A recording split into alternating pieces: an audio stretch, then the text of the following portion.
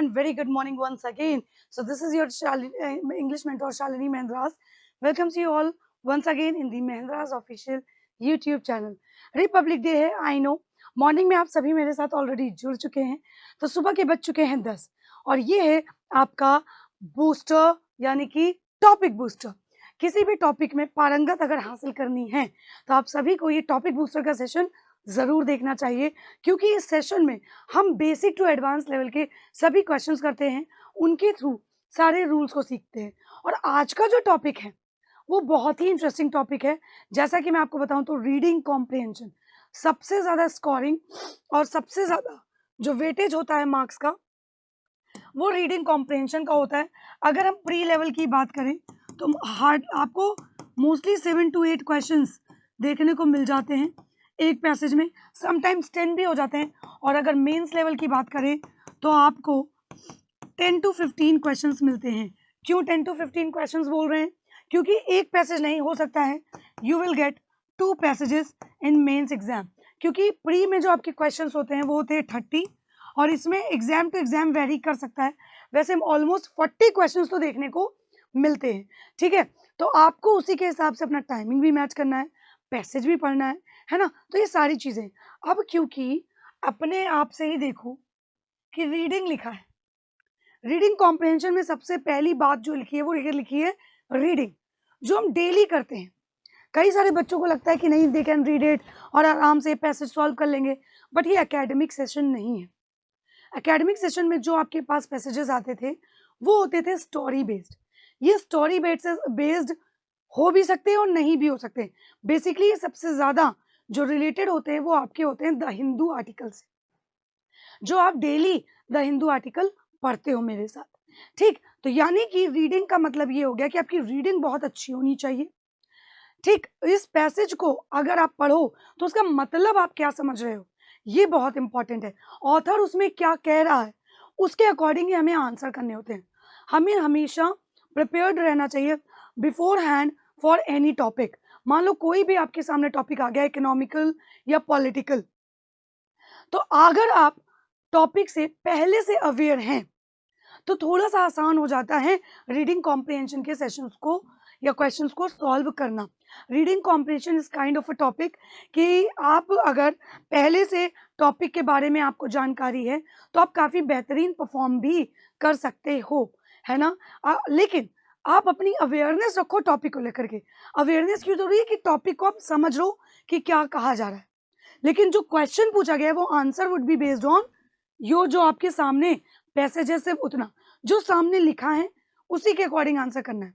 अपनी ओपिनियन या अपनी थिंकिंग के अकॉर्डिंग आंसर कभी भी मत करना. ये बहुत एक पहली चीज मैंने आपको बता दी. ठीक, तो बात करते हैं कुछ टिप्स और ट्रिक्स की. हमें किन चीजों का ध्यान रखना चाहिए इन दिस सेशन. तो एक बार just go through it once everybody. एक बार इसको रीड कर लीजिए, देख लीजिए कि क्या है, फिर मैं आपको समझाती हूँ.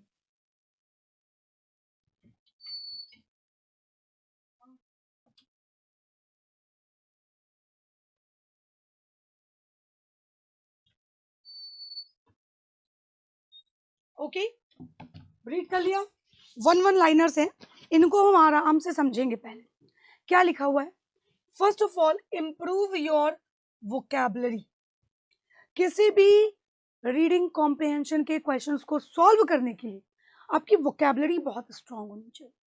और द हिंदू में जो आप डेली मॉर्निंग में मेरे साथ 8 बजे सुबह जुड़ते हो, पढ़ते हो, उससे बेहतर सेशन और कुछ हो नहीं सकता वोकैबुलरी के लिए. डेली नए वर्ड्स आते हैं, समटाइम्स रिपीटेटिव वर्ड्स भी यूज हो जाते हैं. ठीक है, तो वोकैबुलरी में आपका कमांड कैसे बनेगा? जब आप डेली वर्ड्स को पढ़ोगे, रिवाइज करोगे. रट्टा नहीं मार सकते क्योंकि रिटेन करना इज वेरी मच डिफिकल्ट. आप बहुत सारे वर्ड्स, क्योंकि वास्ट है ना, बहुत इनडेफिनिट वर्ड्स आर देयर, कितना रिटेन करोगे? इससे बेटर है वर्ड्स को पढ़िए, नोट डाउन करिए and then you have to revise it. वो एक पीरियोडिक टेबल होती है ना साइंस की, 1 3 7 21.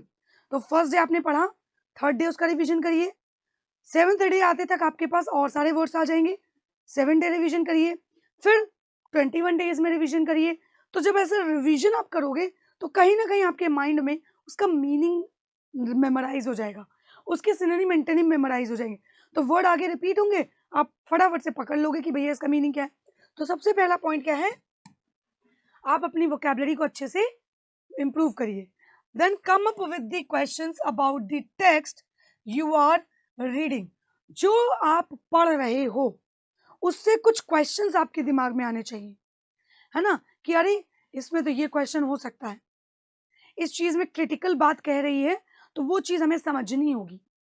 तो उन क्वेश्चंस को अपने माइंड में लेकर के आइए, और फिर उसके साथ बाद आपके एग्जाम में जो क्वेश्चन दिए होते हैं ना, वैसे देखो there are two methods of doing reading comprehension, वो मैं अभी शेयर करूंगी आपसे, पहले इसको देख लो। तो एक ये पॉइंट हो गया। Third and very most important point, that is use context clues. आपने देखा होगा कि जब आपको सामने रीडिंग कॉम्प्रिहेंशन के क्वेश्चंस आते हैं ना, तो कुछ वर्ड्स भी बीच बीच में हाईलाइटेड रहते हैं। जो वर्ड्स हाईलाइट रहते हैं उनसे कुछ क्लूज निकालो, क्वेश्चन पढ़ो, क्वेश्चन में से कुछ वर्ड्स निकालो, मैच हो जाएगा, उन्हीं वर्ड्स में आंसर ढूंढो, तुरंत आंसर मिल जाएगा, भले ही इन्फ्रेंस बेस्ड हो। ठीक, then look for the main idea. ये देखो कि राइटर एक्चुअली में कहना क्या चाहता है पैसेज में, ये समझना बहुत ज्यादा जरूरी है कि पैसेज में राइटर क्या कह रहा है। तो मेन आइडिया क्या है पैसेज का, जैसे मेल न्यूट्रिशन पे कोई पैसेज है, तो आप उसको जब पढ़ते हो तो आपको पता है कि यहाँ पे तो सिर्फ मेल न्यूट्रिशन और हंगर से रिलेटेड बातें हो रही हैं, तो आपको एक मेन आइडिया मिल गया, उससे चीज़ें आसान हो जाती हैं। कि अगर आप टॉपिक में पहले से अवेयर हो, तो आप जब पढ़ोगे, रीड करोगे, सो आपको समझने में काफ़ी आसानी होती है। Then you have to look for the main idea. Next is write a summary what you read. जो पढ़ते हो, जैसे you have to inculcate your reading habit बनाओ, उसके बाद उसको अपने शब्दों में लिखने का ट्राई करो। इससे होगा क्या, एक तो आपको आपकी ग्रामर पता चलेगी कि कहाँ आप स्टैंड कर रहे हो, कहाँ वर्ब यूज कर रहे हो, कहाँ ऑफ यूज कर रहे हो, प्रीपोजिशन यूज कर रहे हो, कहाँ पे एडवर्ब यूज करना है। तो जब आप लिखने की भी हैबिट अच्छी हो जाएगी ना, तो आपकी वो डिस्क्रिप्टिव जो सेक्शन आता है आपके एग्जाम में, मेंस में, उसमें काफी हेल्पफुल हो जाता है। तो उसकी समरी लिखो, इससे आपको भी समझ में आएगा कि आपने क्या समझा। और शुरुआत में क्या करो, गूगल ट्रांसलेट भी करने की कोशिश करो, तब उससे मैच करो कि इसमें क्या कहना चाह रहा है। गो फॉर द वीडियोस, सुबह मैं जो पढ़ा रही हूँ उसको समझो, देन इसको देखो। Then break up the reading into smaller sections. ये बहुत इंपॉर्टेंट है।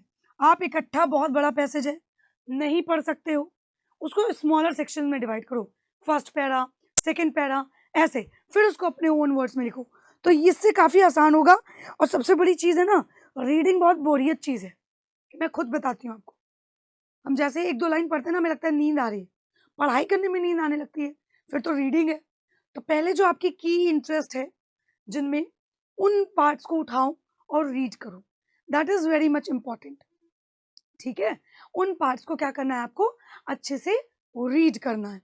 ठीक है, और जब आप उनको अच्छे से रीड करोगे, है ना, जैसे कि आपको क्रिकेट में इंटरेस्ट है, आप क्रिकेट की न्यूज़ उठाओ, आपको फिल्म इंडस्ट्री से में इंटरेस्ट है, आप उससे रिलेटेड न्यूज़ उठाओ, किसी पर्टिकुलर एक्टर या एक्ट्रेस आपको पसंद है, टीवी सीरियल पसंद है, उसकी न्यूज़ उठाओ, तो उसमें इंटरेस्ट आता है। और जब वो इंटरेस्ट आने लगेगा, तब आप एक्चुअल इकोनॉमिक और पॉलिटिकल न्यूज़ में आओ और उसको अच्छे से रीड करो। ठीक है, तो हैबिट बनेगी। नेक्स्ट और लास्ट है, you have to pace yourself. मतलब ये करना आपको खुद से होगा, I can only guide you. मैं सिर्फ आपको गाइड कर सकती हूँ कि किस तरीके से आपको चीजें करनी है। ठीक है, so these are the tips and tricks you have to follow before doing any reading comprehension questions. और प्रैक्टिस करो ज्यादा से ज्यादा इन क्वेश्चंस की, पैसेज को पढ़ के आंसर को सॉल्व करना। ठीक है, इनकी जितनी ज्यादा प्रैक्टिस करोगे, उतना ज्यादा आपका माइंड उसी हिसाब से चलेगा और अवेयर होगा। राइट एवरीवन, क्लियर हो गई ये बात। चल आगे देखते हैं कुछ इनके method. How to solve reading comprehension, ये सबसे बड़ा मुद्दा है। आरसी को सॉल्व कैसे करें, आरसी को सॉल्व करने के दो मेथड हैं, एक पीक्यू और दूसरा है क्यूपी। पीक्यू मतलब पैसेज क्वेश्चन और क्यूपी का मतलब है क्वेश्चन पैसेज। देखो ये पहली चीज तो ये है कि आपकी प्रैक्टिस पे डिपेंड करता है कि आप इनमें से कौन सा मेथड चूज कर रहे हो। अदरवाइज ये मेथड जो आप अपनाओ ना, तो जैसे स्टोरी बेस्ड कोई पैसेजेस हैं तो उनमें आप क्या कर सकते हो कि पहले पैसेज पढ़ लो, बाद में क्वेश्चन में चले जाओ। इससे बार बार आपको पैसेज में स्विच नहीं करना पड़ेगा, ऊपर नीचे नहीं करना पड़ेगा, देखना नहीं पड़ेगा, क्योंकि आपने स्टोरी अच्छे से पढ़ ली। लेकिन अगर कोई आर्ट, लिटरेचर या आपका इकोनॉमी या पॉलिटिकली इंक्लाइंड कोई रिलेटेड पैसेज है, तो अगर इसमें पहले पैसेज पढ़ोगे ना, तो जब क्वेश्चन में जाओगे, क्वेश्चन में जाते जाते भूल ही जाओगे कि पढ़ा क्या है, दोबारा से पैसेज में जाना जाएगा, तो ये आपका क्या हो जाएगा, टाइम कंज्यूमिंग हो जाएगा। So it would be better, question पढ़िए, वर्ड नोट करिए, उस वर्ड को आप पैसेज में फटाफट से ढूंढिए और तुरंत आंसर करिए। इससे आपका टाइम भी बचेगा और आप अच्छे से कर भी पाओगे। लेकिन इसके लिए भी आपको अच्छे से प्रैक्टिस करनी होगी। तो वही है ना, practice makes a man perfect. तो जब आप अच्छी प्रैक्टिस करोगे तो अच्छे से इन दोनों में से कोई भी मेथड आप अपना सकते हो, राइट। अब यहाँ पे हम पहले पैसेज और क्वेश्चन इसलिए करेंगे, अभी हम जो एक पैसेज आपके सामने रखने वाले हैं, मजबूरी ये है हमें आपको समझाना है, तो पहले हम पैसेज ही पढ़ेंगे। तो ये रहा पैसेज आपके सामने, 2 पैराग्राफ में है, ठीक है।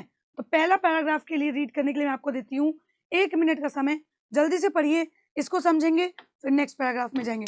फटाफट से रीड करिए एवरीवन, फास्ट फास्ट रीडिंग होनी चाहिए।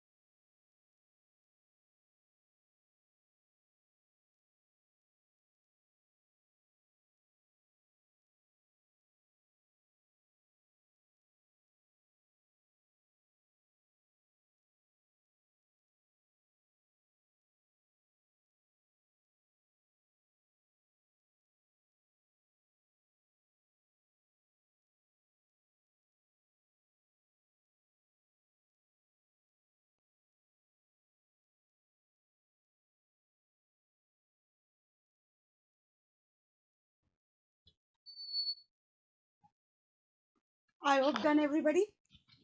स्टार्ट करें रीड करना, बताइए फटाफट से।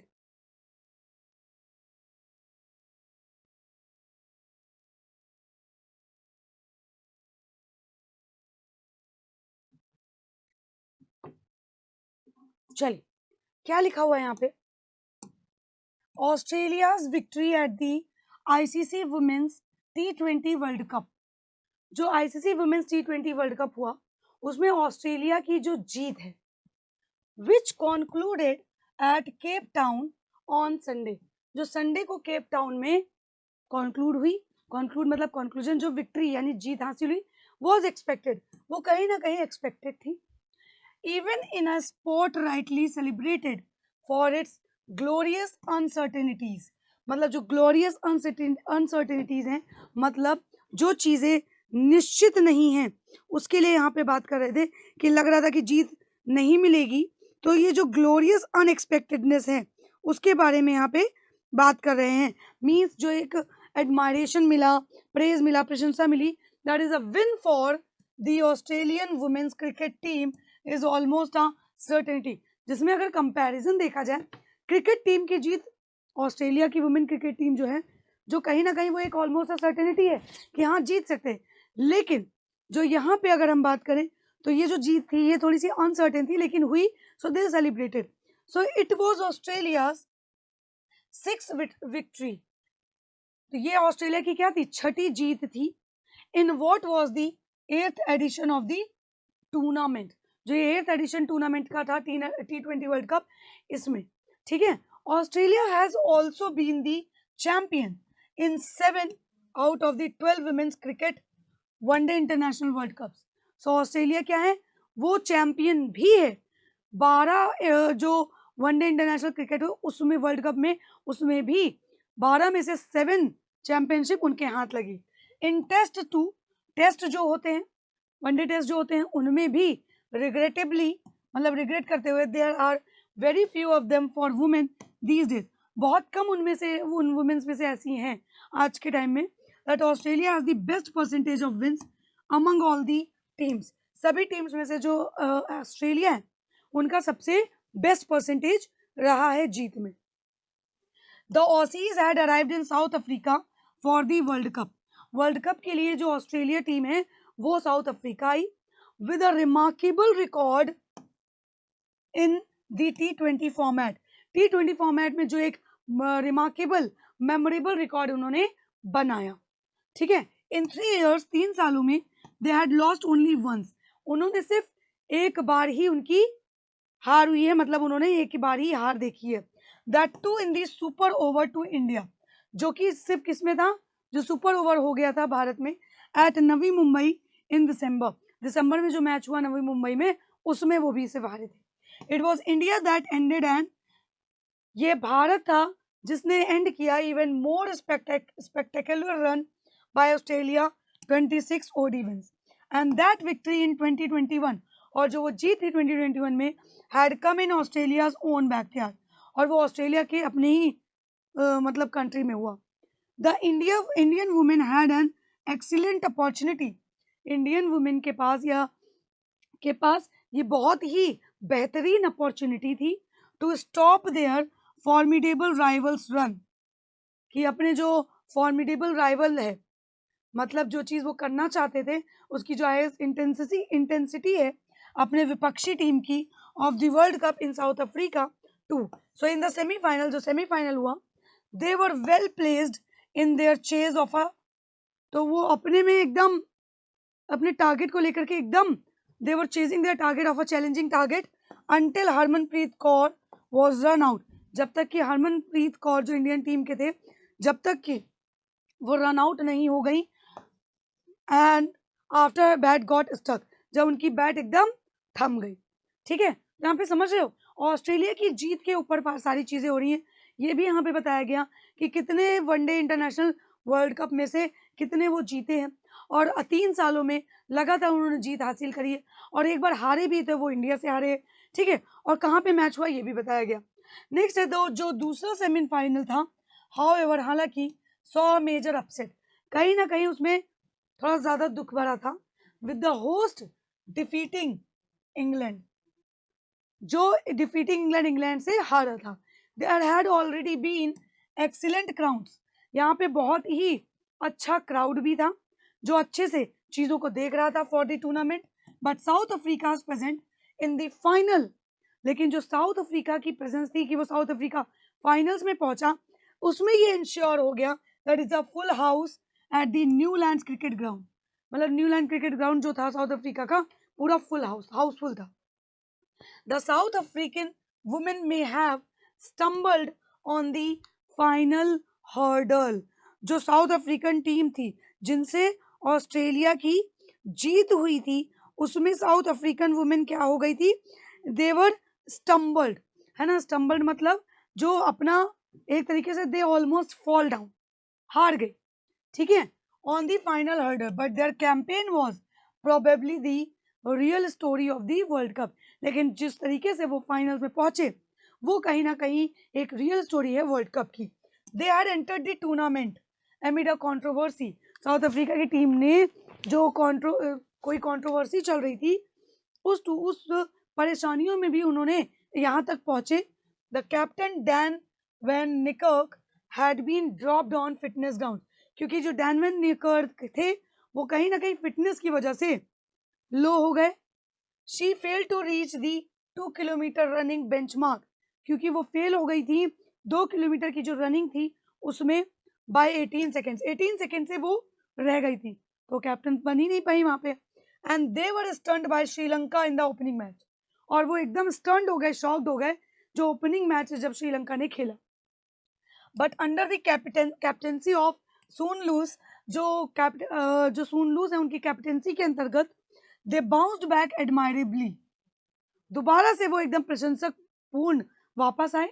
And went on to become the first South African team, male और फीमेल, और पहली साउथ अफ्रीकन फीमेल और मेल टीम बनी to enter a cricket world cup final, जिन्होंने क्रिकेट वर्ल्ड कप फाइनल में एंट्री ली। It should be a major impetus to women's sports, है ना। तो यहाँ पे ये क्या है, एक मेजर, क्या है, मेजर इम्पेटस है। इम्पेटस वर्ड हम लोग डेली वर्ड में पढ़ते हैं, एक उनकी जो एनर्जी है उसके बारे में बात कर रहे हैं, स्ट्रॉन्गनेस।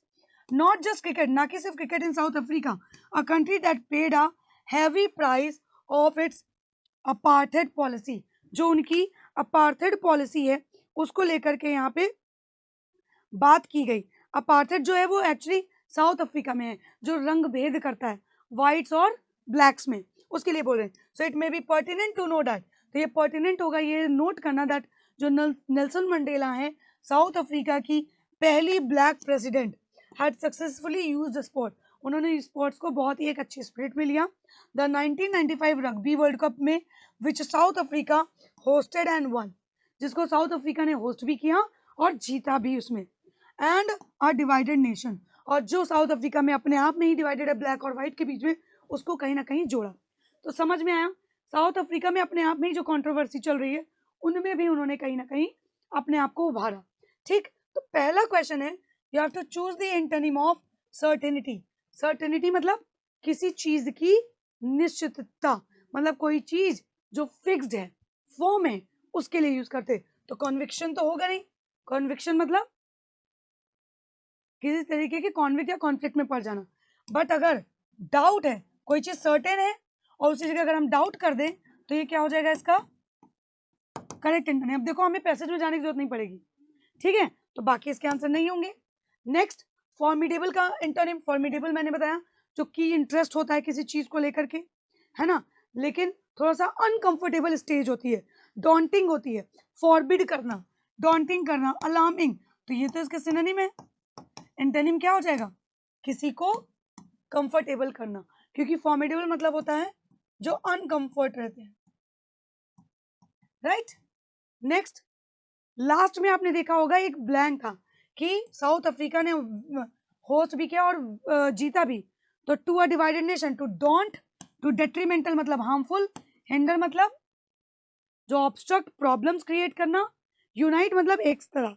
तो ऑब्वियसली जो डिवाइडेड नेशन था उसको क्या करना, यूनाइट करना, क्योंकि कर्व का मतलब होता है कंट्रोल करना, ठीक है। तो यूनाइट क्या हो गया यहाँ पे, सबसे बेस्ट ऑप्शन हो गया जो यहाँ पे फिर हो सकता है कि ये जो जीत थी प्रेसिडेंट नेल्सन मंडेला ने जिस तरीके से जो एक स्पोर्टिव स्पिरिट दिखाई, उससे वो जो डिवाइडेड नेशन था कहीं ना कहीं वो एक यूनाइट करने की भी उनकी मंशा थी, जो कि एक अच्छा स्टेप है। नेक्स्ट, पर्टिनेंट का सिनोनिम, अगर पर्टिनेंट की बात करें तो something which is very much important और लॉजिकल, जो बहुत ज्यादा इंपॉर्टेंट और लॉजिकल होता है उसके लिए हम बोलते हैं। क्योंकि ट्रिवियल क्या होता है, अनइम्पॉर्टेंट, अनइम्पॉर्टेंट यहाँ पे, ठीक है। ये क्या होता है, अनइम्पॉर्टेंट, राइट। चलो next, which of the following is are correct according to the passage. Passage के अकॉर्डिंग इसमें से कौन सा स्टेटमेंट करेक्ट है, एक एक करके पढ़ेंगे। In 3 years, the Australian women national cricket team had lost only thrice. 3 बार हारे। नो, ये तो करेक्ट नहीं है, क्योंकि वो तो जीते थे, एक ही बार हारे थे। Sri Lankan produced a stunning upset to beat tournament host South Africa in the opening match of the ICC Women's T20 World Cup. जबकि स्टनिंग अपसेट श्रीलंका था, कौन था, साउथ अफ्रीका था। तो ये थोड़ा सा आपका क्या है, करेक्ट है कि नहीं करेक्ट है, तो साउथ अफ्रीका ना होकर के क्या है, श्रीलंका ही था, ये आपके सेकेंड पैराग्राफ की फर्स्ट लाइन में है, ठीक है। नेक्स्ट क्या है, in the semifinal match of the ICC women's T20 world cup England defeated the host South Africa. No, England तो नहीं डिफीट किया था, तो यहाँ पे सिर्फ बी है जो करेक्ट है, तो मार्क करेंगे आंसर ऑप्शन नंबर 3। नेक्स्ट, क्या रीजन था behind Harmanpreet Kaur's run out in the semifinal? क्योंकि उनका बैट स्टक हो गया था इन द ग्राउंड। तो ये तो सिंपल से एकदम लिखा ही हुआ था, क्योंकि उनका बैट स्टक हो गया था। फर्स्ट पैराग्राफ की लास्ट लाइन देखना, तो ये हो गया इसका करेक्ट आंसर। देख रहे हो, पैसेज में जाने की जरूरत नहीं है, अगर अच्छे से आपने पैसेज को समझ लिया है then there is no need. Next, one word substitution, unexpected result of situation जब होती है तो इसका मतलब क्या है? जो चीज आपने सोची ना हो, it means upset. Upset word वहां पे मार्क था ना, अपसेट कर दिया, तो ये हो जाएगा सबसे बढ़िया इसका आंसर। नेक्स्ट, अब इनकरेक्ट कौन सा है इसमें? इनकरेक्ट देखते हैं। The South African women's cricket team became the second South African team में, जबकि वो थी फर्स्ट, तो यहाँ पे ये इनकरेक्ट हो गया एक। In women's test cricket India has the best percentage. No, South Africa या ऑस्ट्रेलिया, इन दोनों में से थी, तो ये भी आपका इनकरेक्ट है। Australia won the ICC women's T20 world cup 2023, ये करेक्ट है। तो ए और बी यहाँ पे क्या हो गया? इनकरेक्ट स्टेटमेंट्स है, so we will mark our answer option number 2, correct. Next, why did South Africa drop regular captain Dane Wayne Nickok from their women's T20 World Cup squad? क्योंकि वो रनिंग में 8 second से 18 second से रह गए थे, 18 second से रह गई थी, इसीलिए उन्होंने क्योंकि फिटनेस टेस्ट पास नहीं कर पाई थी, because she failed to meet fitness requirements.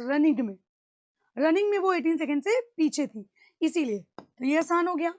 Next, central theme क्या हो सकती है पैसेज की, बताइए। What can be the central theme of the passage? तो जो सेंट्रल थीम है वो है आपकी कि ऑस्ट्रेलिया ने जो वुमेन T20 वर्ल्ड कप जीता उसको लेकर के, राइट। देखा, हमने सारे क्वेश्चंस कुछ मिनटों में ही सॉल्व कर लिए अगर हमने पैसेज अच्छे से पढ़ा, ठीक है। तो बिल्कुल भी यहाँ पे देरी करने की जरूरत नहीं है, बहुत अच्छे से आप लोगों ने करा है। ऐसे ही कुछ इंपॉर्टेंट सेशंस हम आपके लिए लेके आएंगे, कल फिर मिलेंगे 10 बजे। Thank you everyone.